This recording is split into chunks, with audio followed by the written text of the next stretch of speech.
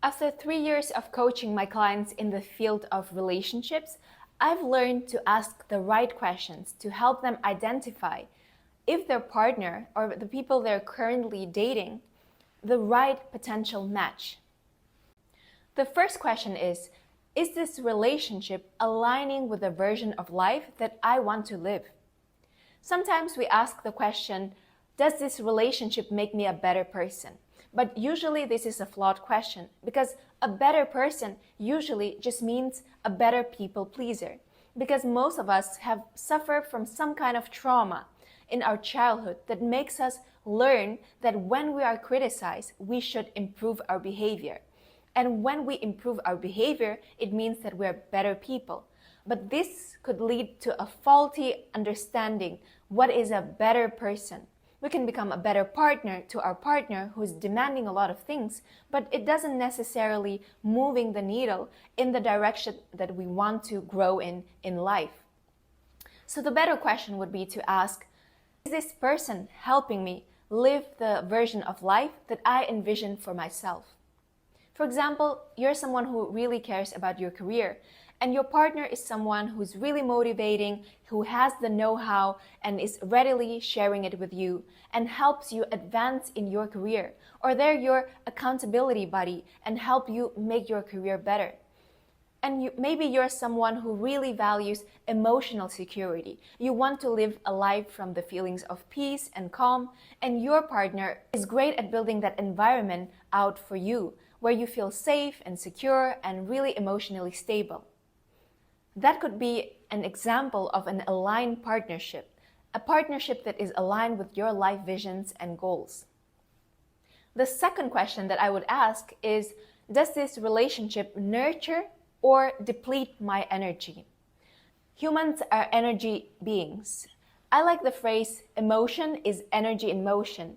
And being with partners who can evoke in us positive emotions really makes a difference. For example, you're someone who really needs encouragement. Being with a partner who constantly criticizes you will be a very draining feat, and that might not be sustainable long term. And maybe you're someone who really values emotional security or financial security. If your partner is able to give you that, that might make the quality of your relationship significantly better. And the reverse is also true. You're someone who really values communication, but your partner doesn't want to communicate. They don't want to name their fears. They're not really proactive in communicating their needs, so you feel really drained trying to get information out of them. That might not be the best energetic fit for you, because over time, energy accumulates both in the positive and in the negative. Think of it as asset versus liability. Some relationships energetically are assets because they grow over time and they become more valuable and they give us more contentment. But some relationships are like liabilities. They take away from us and make us feel heavier and more drained and more depleted. The third point is, can I pay the cost of the relationship? When we think of a good relationship, oftentimes we only think about the benefits, but usually everything has a price. For example, you really want to date someone who's successful and who is a provider, but oftentimes the people who are providers and are earning and are in their prime, they have a very robust social life and they might be really busy. So you might not be able to spend a lot of one-on-one quality time with them. Are you ready to take that cost to get all the benefits? Are you ready for this balancing trade-off? The fourth point, are our shadows complementing each other? This is a very not intuitive point, but I've seen through working with my clients that this is probably one of the most important points on a daily basis. And it could help prevent daily small arguments that can add up over time and become annoying. And what makes people ick each other is the shadows, the qualities that are seen as our quirks and maybe are not the most desirable. Are my disadvantages and weaknesses triggering for the other person? For example, my client is a person who really likes to go out. They're really outgoing. They like to party all the time and network. For someone who really wants to stay at home, this might be a deal breaker, a big ick. But if they meet someone who's like them, really values social interactions and wants to spend the time together going out and partying and really admires their trait of being socially aware and able to host a lot of parties, then they might be a perfect match for each other. So, are the shadows complementary? Are some of your quirks complementing your partner well, and vice versa?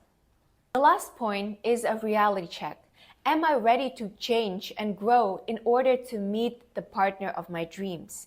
When we think about the connotation of a high-value woman or a high-value man, we become entitled. We think that, oh, we're good as we are.